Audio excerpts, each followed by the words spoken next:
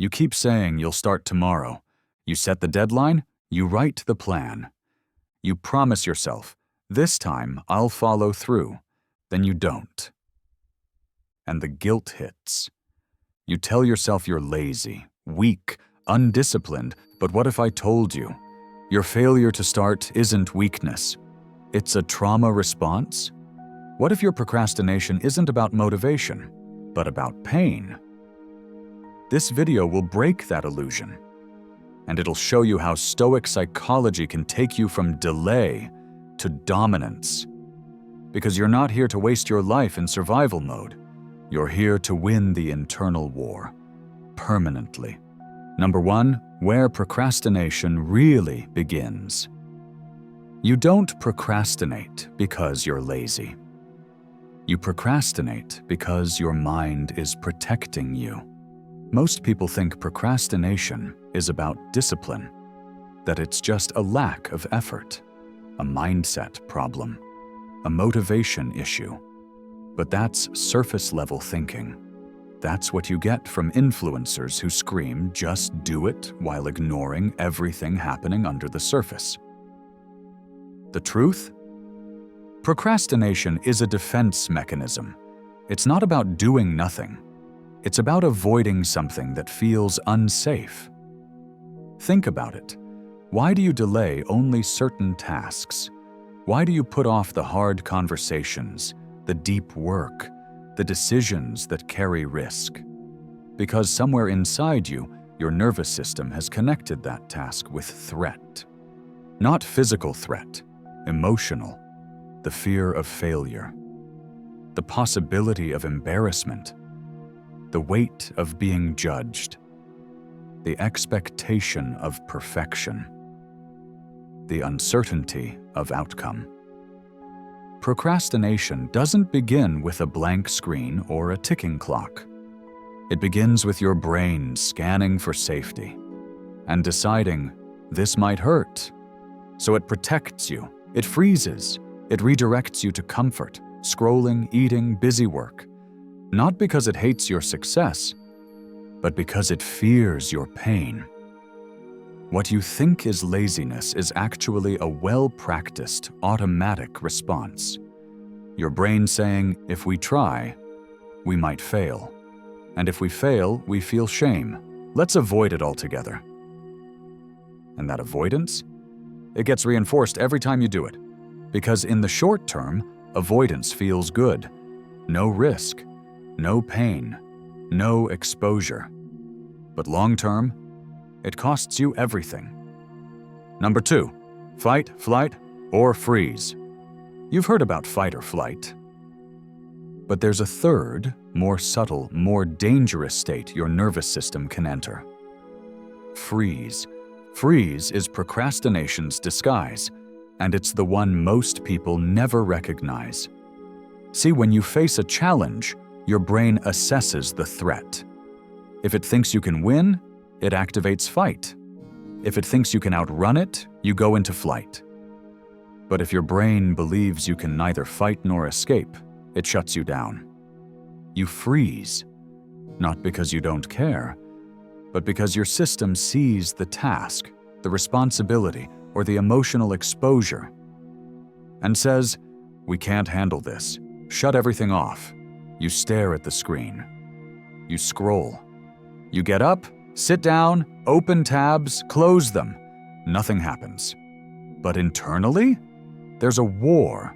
This is not laziness. This is your body entering a protective state it learned from past experiences, usually ones where doing something resulted in pain.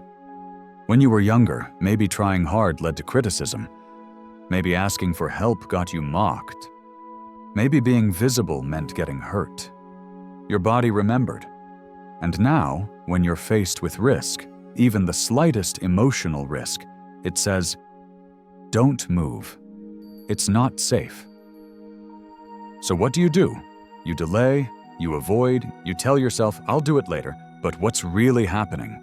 You're freezing in the face of unresolved memory. And here's the worst part. The freeze doesn't feel dangerous. It feels numb, like quiet resistance, like nothing. So you think you're just lazy, unmotivated, unfocused? But really, you're in emotional lockdown. Not because of what's in front of you, but because of what's behind you. Still unprocessed, still unhealed. Your nervous system isn't failing you. It's trying to protect you the only way it knows how, by pausing the present to avoid repeating the past. And until you recognize that pattern, you'll fight the wrong enemy. You'll fight yourself. Number 3, the Stoic anchor. You freeze, not because you're weak, but because you're human. Because your brain is doing what it was trained to do, protect you. But what if, instead of letting that old programming run your day, you stepped into a mindset built not on fear, but on presence? That's what Stoicism gives you. Stoic philosophy was never about pretending emotions don't exist. It was never about suppressing pain or denying fear. It was about discipline of the mind, about being fully aware of the chaos around you, but refusing to let it dominate your decisions. Marcus Aurelius didn't write in luxury. He wrote in war. He faced betrayal, fatigue, loss, exhaustion, and yet wrote, "You have power over your mind, not outside events. Realize this, and you will find strength." So what does that mean in the context of procrastination? It means this: you can't control how your body responds, but you can control what you do with that response. When your chest tightens, when your mind races, when every cell in you screams, "Avoid this," that is your moment to anchor, to breathe, to watch, to act, not from feeling but from choice. The Stoic doesn't deny the storm, they walk into it with open eyes, because their foundation is internal.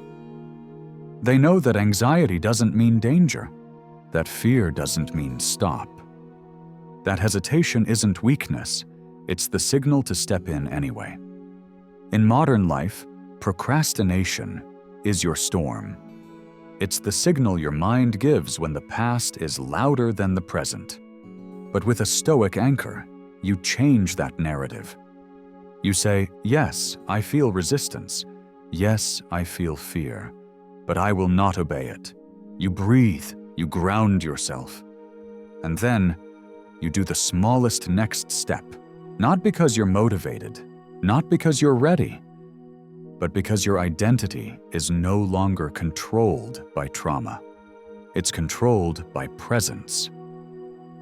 The Stoic doesn't ask, "What do I feel like doing?" They ask, "What does this moment require of me?" And then they do it.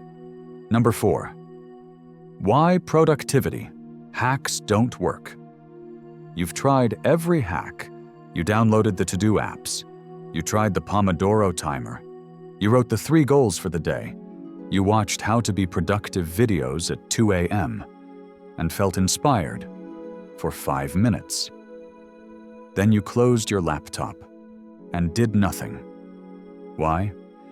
Because productivity hacks only work when the foundation is solid, and most people's foundation is cracked. Not from laziness, but from unresolved trauma. Let's break it down. A hack assumes you're fighting inefficiency. But procrastination isn't about inefficiency. It's about emotional resistance. It's not about forgetting what to do. It's about fearing what will happen if you do it wrong. It's not about needing a better workflow. It's about having zero self-trust. So when someone tells you just use a timer, but you freeze every time you open your project folder, what's that timer going to fix? Nothing. In fact, it makes it worse. Because now, not only do you feel blocked, you feel like you're failing at another system. That's why so many people cycle through planners, methods, journals, apps, and still feel like failures. Because the core isn't lack of structure, it's emotional weight, mental shame, nervous system instability. When your brain is stuck in protective mode, no system will work because your body doesn't feel safe to execute it. You'll abandon the method the moment your internal resistance rises. And guess what? Now you think you're the problem. But you're not. The system was made for someone whose brain isn't dealing with deep pain. And you're not there yet. So don't build a productivity stack. Build safety first. Before you try to optimize your morning routine, give your nervous system something it's rarely known: a moment of calm, a breath, a rhythm that doesn't demand but invites. From there, structure can work. From there, focus can bloom. But until then, no hack will help a mind still afraid to be seen. You don't need another hack.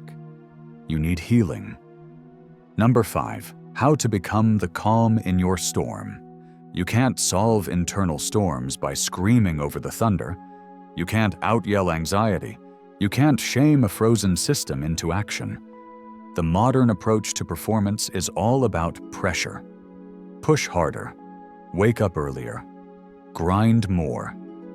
Discipline, motivation, momentum, all weaponized against a nervous system that is already drowning. And that's the problem. You're not just burned out. You're ungrounded. You're disconnected from the only system that truly runs everything, your nervous system. Here's the truth. If your nervous system doesn't feel safe, your body will shut down your ability to think clearly, plan deeply, or act consistently. It's not about mindset, it's biology. You're expecting clarity from a brain that's in survival mode. You're expecting flow from a system that's overloaded with unprocessed stress. That's like asking someone to meditate while they're being chased. So how do you become the calm? You don't wait for motivation. You cultivate safety. Step 1. Breathe differently. Not shallow, not reactive. Breathe in for 4. Hold, out for 4. Box breathing. Navy SEALs use it. Stoics would have lived by it if they had the science. You're not just slowing your breath. You're telling your body, we are not in danger. We are here. Now, step 2. Reclaim physical presence. Sit down. Stand tall. Feel your feet on the floor. Stretch your spine. Drop your shoulders. The more awareness you bring to your body, the less your mind spins out of control. You're anchoring. You're interrupting the loop of panic. Step 3. Do one task fully. Not multitasking. Not switching tabs. 1 thing. Wipe your desk. Write 1 sentence. Walk 5 steps. Clean 1 plate. Why? Because when you complete something fully, from presence, without rushing, you signal to your brain that order is possible, that you're not just drifting, you're directing. That calm you seek, it's not found in a perfect routine. It's built in moments of return dash. When you return to your breath, return to your space, return to your control, the storm won't stop. But you will become the one unshaken in the middle of it. Number 6, start tiny, end massive. You've been lied to, told that change has to be massive, that you need a complete transformation, an overnight success, an intense overhaul of your habits and mindset. That's the fantasy. The truth is this: big goals don't fail because they're hard. They fail because your nervous system doesn't trust them. Your brain doesn't believe you. Why should it? How many times have you said you'd start tomorrow? Said you'd wake up early? Said this would be the day? And then broke that promise. Each time, your system learned the same message. Our words don't mean anything. So the solution isn't more goals. It's not louder motivation. It's rebuilding integrity. And that begins by starting tiny. Not because small is weak, but because small is sustainable.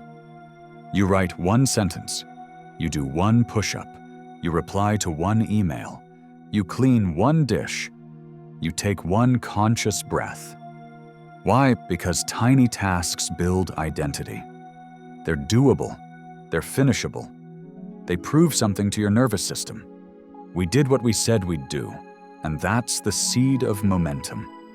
That's how you build self-trust, not through force, but through consistency. Your nervous system doesn't need fireworks. It needs proof. Proof that you're safe to act. Proof that follow-through doesn't mean burnout. Proof that action isn't trauma, it's freedom. When you start tiny and finish fully, you train your mind to believe in you again. This is the root of all discipline, not grand vision, but daily trust. You can't lead your life if your brain doesn't trust your words. So stop trying to overhaul your schedule. Stop trying to crush it. Crushing doesn't build safety. Safety builds momentum. And momentum is how you go from tiny actions to massive identity shifts. Not by being perfect, by being consistent. Start with the smallest promise you cannot break, and then build from there. Every day, every step, every breath, that's how the empire gets built. Stone by stone, step by step, in silence. With power. Number 7, replace dopamine with discipline. You're not distracted because you lack attention. You're distracted because your brain has been hijacked. Modern life is built to overstimulate you. Every scroll, every swipe, every notification, it's engineered to give you a hit. Not of truth, not of clarity, of dopamine. Dopamine is the brain's chemical of anticipation. It spikes when you think something exciting is coming. Not when you achieve, when you expect. So what happens? You chase the hit, the rush, the feeling of being rewarded, without having to earn it.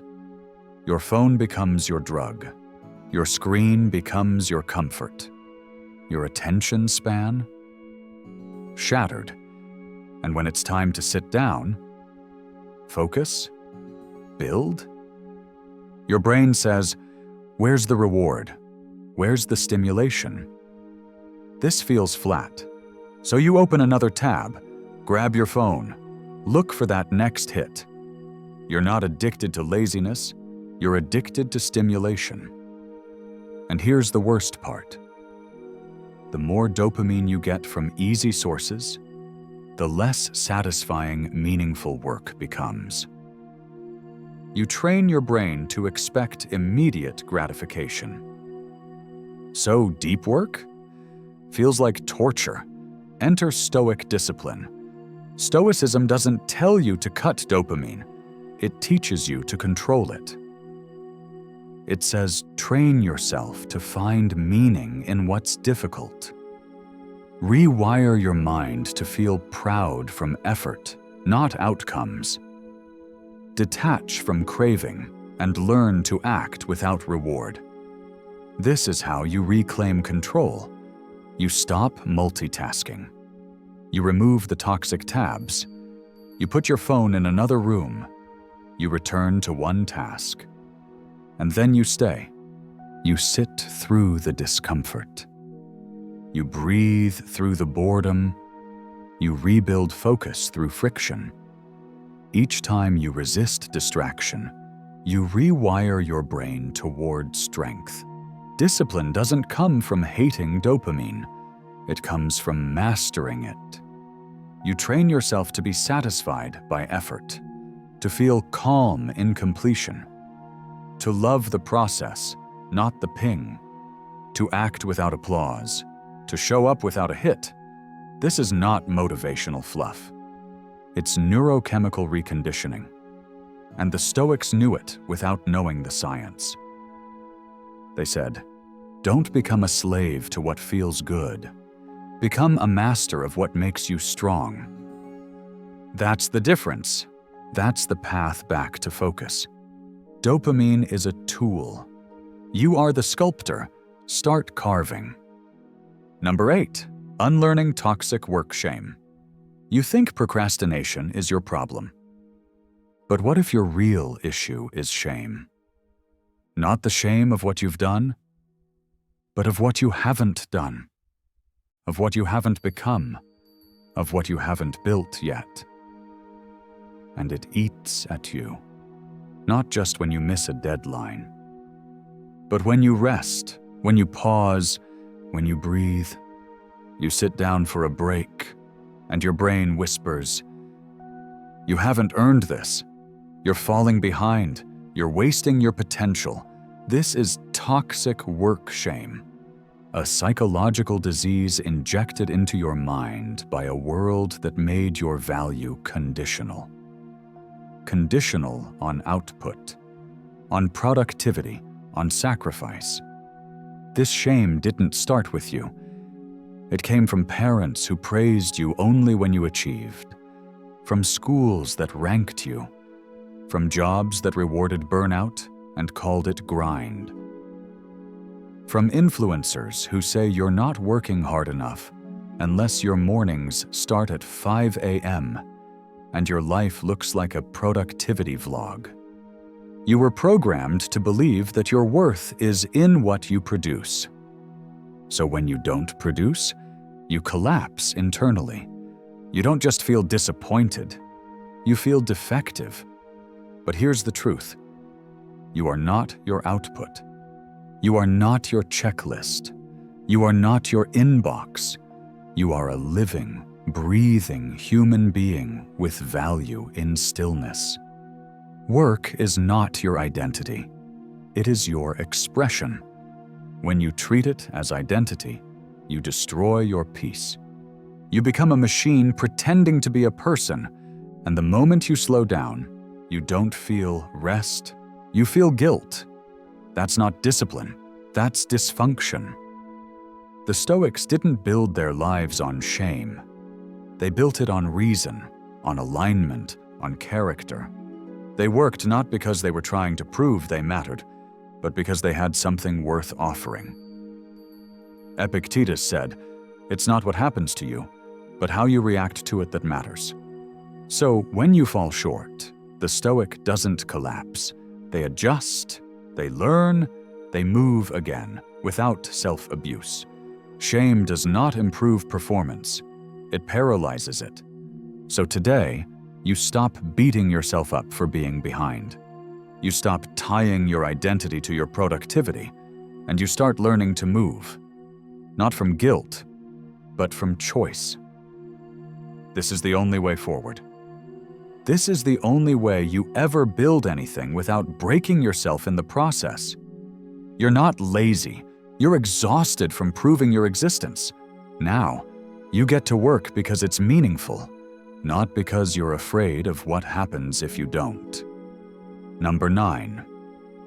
The mirror test, from self-conflict to self-command. You look in the mirror every day, but most people don't see truth. They see judgment, the wrinkles, the fatigue, the unmet goals. They don't see who they are. They see what they think they've failed to become. And that constant self-critique? It isn't making you better. It's fracturing you. You've become two people. The one who wants to move forward, the one who believes they can't. And every day is a tug-of-war between them. You start strong, you delay, you guilt-trip yourself, you punish your inaction, you delay again. This isn't laziness, it's internal warfare. You don't trust you. That's where the mirror test comes in. The Stoics didn't ask themselves if they were successful. They asked if they were in alignment. So now you ask yourself, would my future self be proud of what I'm doing today? Would the 10-year-old version of me feel safe in this mind? Would someone I respect make the same decisions I am right now? And if the answer is no, you don't collapse. You adjust, you breathe, you correct. You move, one step, one action. This is what it means to lead yourself. Not to be perfect, not to be emotionless, but to be undivided. To become one person again. Not a hopeful mind and a frightened body, but a present leader who acts even with fear still present. Because that's what Stoicism was always about. Not the absence of emotion, the presence of action, even when emotion exists. The mirror doesn't lie, but it also doesn't have to shame. Use it, speak to it, ask better questions. Don't look for flaws, look for truth. And then, move as someone you can look in the eyes at the end of the day and say, "Today I showed up, not perfectly, but powerfully." That's all it takes. Do that long enough, and you won't just change your life, you'll earn your own respect back. And once you have that, nothing else matters. You've lived long enough in confusion, you've fought yourself long enough. You've punished your mind for being scared, instead of learning how to lead it. But now, you don't see procrastination as a flaw. You see it as a message. Not to hustle harder, but to heal smarter. You don't fix yourself through shame. You rebuild through action, tiny action, stoic action, every day. And if you commit to that, you won't just stop procrastinating. You'll become someone unstoppable. Subscribe right now. If this video just unlocked something in you that school, therapy, and toxic hustle culture never told you, comment below. What truth hit you hardest? Which step changes how you'll move today? Share this video with someone still stuck in loops of shame and burnout. They need this clarity right now. Support the channel. You're not behind. You're not broken. You're just now learning to lead your own mind. For the first time. Welcome back to yourself.